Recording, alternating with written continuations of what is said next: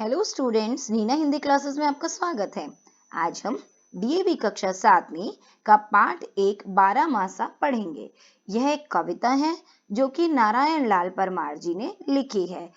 इस कविता में कवि हमें साल के 12 महीनों के बारे में बता रहे हैं। उन्होंने साल के 12 महीनों का बहुत ही सुंदर ढंग से चित्रण हमारे सामने किया है इस कविता में, और उन्होंने बताया है कि हर महीने की अपनी अलग महत्वता होती है, जिसे उन्होंने इस कविता में दर्शाया है। जो कैलेंडर हम अपने घरों में लगाते हैं, अंग्रेजी कैलेंडर जो होता है, उसके हिसाब से जो महीने हैं वो जनवरी से शुरू होते हैं। जनवरी, फरवरी, मार्च ऐसे चलते हैं। लेकिन इस कविता में कवि ने हमें हिंदू कैलेंडर के बारे में बताया है। महीनों का वर्णन उन्होंने उसके हिसाब से किया है। तो हिंदू कैलेंडर के हिसाब से पहला महीना जो होता है वो चैत का महीना होता है।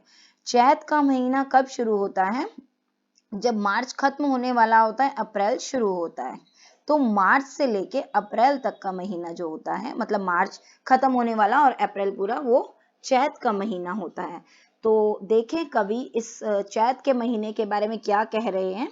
आइए शुरू करते हैं हम अपनी कविता को। चैत महीने का प्यारा सुंदर रूप अनूप है, गर्म हवा चलने लगती, खट्टी मीठी सी धूप है। हाँ, तो यहाँ कवि कह रहे हैं कि जो चैत महीना होता है, आपने देखा होगा बच्चों, जब मार्च खत्म हो रहा होता है और अप्रैल शुरू होती है, तो अप्रैल का महीना जब शुरू होता है तो कैसा होता है कि हल्की हल्की सी गर्म हवाएं चलना शुरू हो जाती हैं। सर्दी खत्म होने लगती है और गर्मियों की शुरुआत होती है हल्की हल्की सी। ठीक है, तो उसके बारे में यहाँ कवि कह रहे हैं कि जो चैत का महीना होता है उसका रूप जो है वो बहुत ही अनूप होता है, मतलब बहुत ही सुंदर होता है, और हल्की हल्की सी गर्म हवाएं चलने लग जाती हैं। और जो धूप है वो कैसी होती है? खट्टी मीठी सी, हल्की हल्की धूप आती है, मतलब बहुत तेज धूप नहीं आती कई बार, और कई बार बड़ा ठंडा ठंडा सा मौसम होता है। तो ऐसा होता है कि मतलब बहुत कम भी नहीं और बहुत तेज भी नहीं गर्मी होती, ना ही बहुत ठंड होती है, ना ही बहुत गर्मी होती है। तो ऐसा सा मौसम होता है और बहुत ही सुंदर सा इस महीने का रूप होता है। ठीक है, इसके बाद में आता है बैसाख का महीना।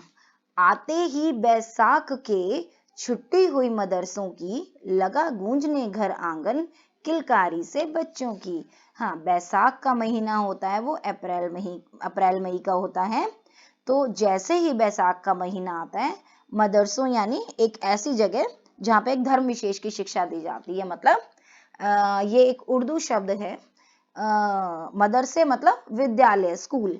ठीक है, तो जैसे ही मई का महीना आता है, जैसे ही बैसाख का महीना आता है, तो क्या होता है? मदरसों की मतलब विद्यालयों की छुट्टी हो जाती है और हर घर आंगन बच्चों की किलकारियों से, बच्चों के शोर से गूंजने लगता है। क्योंकि जब छुट्टियां पड़ती है तो बच्चे खूब ही शैतानियां करते हैं, शोर मचाते हैं, खेलते कूदते हैं। तो हर घर आंगन में सिर्फ उन्हीं की आवाजें, किलकारियां गूंजती रहती हैं। ठीक है, इसके बाद जेठ का महीना आता है जो कि मई जून का महीना होता है। कोई लगातार हारा लेकिन कोई जीत रहा, तरह तरह के खेलों में जेठ महीना बीत रहा। हाँ, तो क्योंकि बच्चों की छुट्टियां पड़ी होती है विद्यालयों की तो वो तरह तरह के खेल खेलते हैं। उन खेलों में कोई जीतता है, कोई हारता है, वो सारा दिन खेलों में बच्चे लगे रहते हैं और उनके खेलों में ही ये जेठ महीना बीत जाता है, क्योंकि बच्चों की छुट्टियां पड़ी होती है। ठीक है इसके बाद आता है आषाढ़ का महीना जो कि जून जुलाई का महीना होता है। जून जुलाई का महीना कैसा होता है? जब आंधी चलने लगती है, बादल गरजने लगते हैं, मतलब बारिश का मौसम होता है, थोड़ी थोड़ी सी बरसात होना शुरू हो जाती है। तो इस तरीके का मौसम होता है। काले काले बादल छाते हैं कई बार, और कभी कभी नभ में, मतलब आकाश में बादल गरजने की आवाज आती है, कभी आंधी चलती है। तो इस प्रकार का मौसम इस आषाढ़ के माह में रहता है। ठीक है, इसके बाद आता है सावन का महीना। तो सावन का महीना तो आप सभी जानते हैं, हम सभी को पता है कि सावन का महीना कितना प्यारा होता है। पेड़ों पे हरी हरी पत्तियां होती हैं, मतलब सारे वो बारिश से धुल जाते हैं तो बहुत सुंदर सुंदर पत्ते हो जाते हैं और नए नए फूल, नई नई पत्तियां खिलने लगती हैं तो चारों तरफ हरियाली छाई होती है। तो आइए देखें, सावन की शोभा न्यारी हरियाली के ठाठ हैं, नदी सरोवर छलक रहे, डूब रहे सब घाट हैं। हाँ, तो यहाँ पर कवि क्या बता रहे हैं कि सावन के महीने की तो शोभा सबसे न्यारी है, सबसे अलग है। उस महीने में तो बहुत ही सुंदर सा वातावरण होता है, चारों तरफ हरियाली के ही ठाठ रहते हैं, हर तरफ हरियाली छाई रहती है कि कोई भी जो पेड़ है वो खाली नहीं होता, बिना पत्तों के नहीं होता। हर जो सूखे हुए पेड़ होते हैं उस पे भी नए नए पत्ते उग आते हैं और बाकी सारे पत्ते धुल जाते हैं, नए नए फूल फल सब उगाते हैं। बहुत ही सुंदर सा सुहाना सा मौसम रहता है और बहुत ही सुंदर सा रूप रहता है सारे वातावरण का, क्योंकि चारों ओर हरियाली छाई रहती है और बारिश इतनी होती है कि जो नदी सरोवर होते हैं वो ऊपर तक भर जाते हैं और उनका पानी बाहर तक छलकने लगता है, उनके सब घाट भी पानी से डूब जाते हैं। इसके बाद आता है भादों का महीना। पता न चलता तारों का, जाने कहाँ मयंक है, झांक नहीं पाता सूरज, भादों का आतंक है। हाँ, क्योंकि ये होता है अगस्त सितंबर का महीना होता है भादों का, तो इस बारिश चल रही होती है, बारिश हो रही होती है इस महीने में भी। तो बारिश होने की वजह से कई बार तो तारे भी नहीं दिखते और मयंक यानी चंद्रमा, और चंद्रमा भी नहीं निकलता, कि तारे भी नहीं दिखते, चांद भी नहीं दिखता और कभी कभी तो सूरज भी नहीं झांक पाता, कि बादलों में से सूरज भी नहीं निकल के आ पाता, इतनी बरसात हो रही होती है।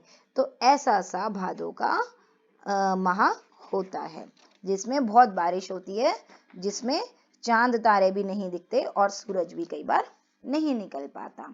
इसके बाद आता है क्वार का महीना। क्वार का महीना सितंबर अक्टूबर का होता है।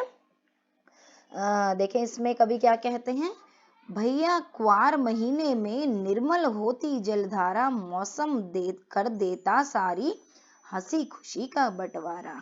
हाँ, क्वार का महीना जो होता है उसमें जो जल है बहुत ही स्वच्छ हो जाता है और थोड़ा ठंडा भी हो जाता है और हाँ, क्योंकि इतनी बरसात हुई होती है तो जल भी बहुत ही स्वच्छ निर्मल हो जाता है और जो मौसम है वो इतना सुंदर होता है कि चारों तरफ खुशियां ही खुशियां होती है। सब किसी का मन, जब मौसम अच्छा होता है तो मन प्रसन्न रहता है, लेकिन आपने देखा हो कि बहुत ज्यादा अगर गर्मी है, मौसम बड़ा ही खराब है, तो किसी का भी मन खुश सा नहीं रहता, हम परेशान से रहते हैं। लेकिन अगर अच्छा मौसम हो तो हर तरफ खुशियां ही खुशी होती, मन भी खुश रहता है। उसके बाद आता है कार्तिक का महीना जो कि अक्टूबर नवंबर का है। कार्तिक में जाड़ा आता, साथ पटाखे फुलझड़ियां, फबती सबके चेहरों पे मुस्कानों की मधु लड़ियां।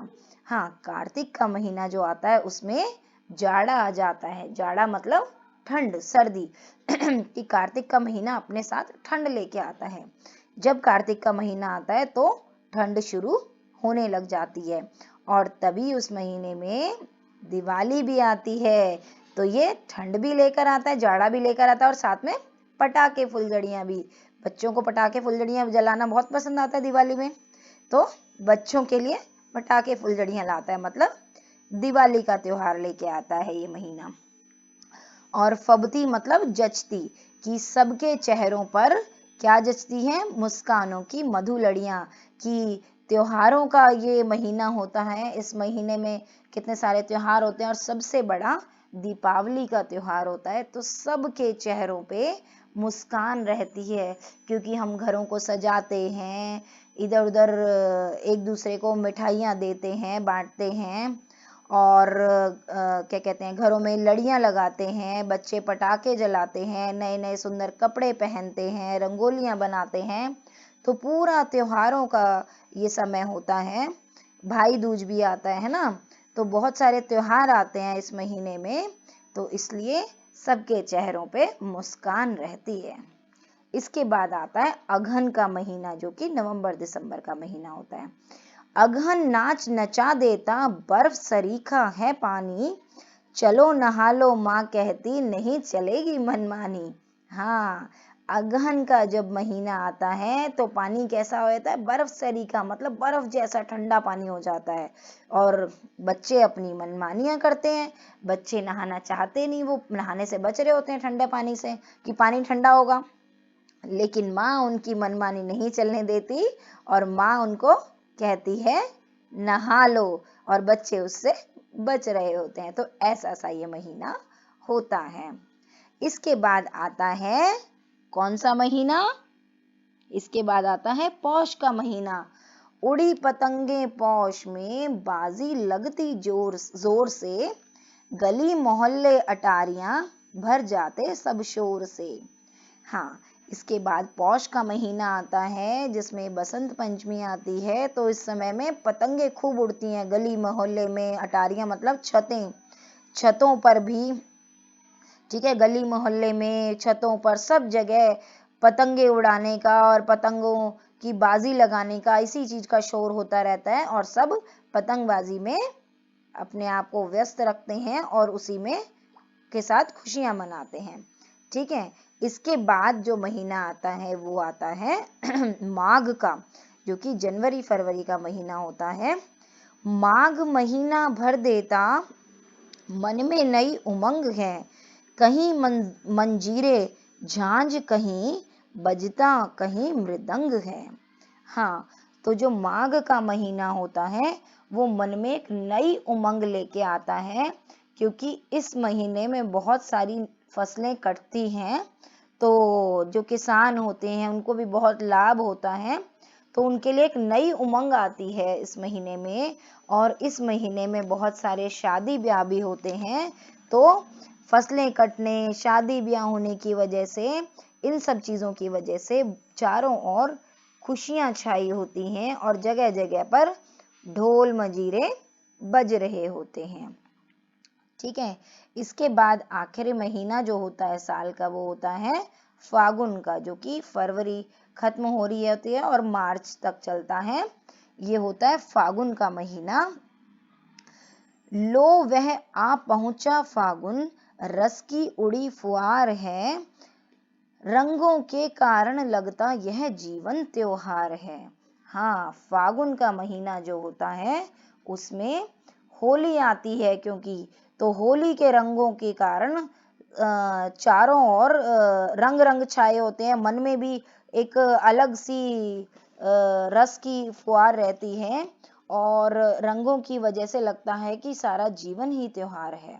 ठीक है, रंगों की वजह से सब खुश होते हैं और ऐसे लगता है कि पूरा जीवन ही त्योहार है। इतने रंग बिरंगे से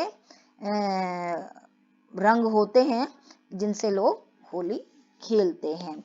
तो बच्चों, आपको मेरी वीडियो कैसी लगी? उम्मीद करती हूँ पसंद आई होगी। अगर आपको पसंद आई हो तो इसको लाइक, शेयर और सब्सक्राइब जरूर करें। धन्यवाद। मिलते हैं जल्द ही अगली वीडियो में।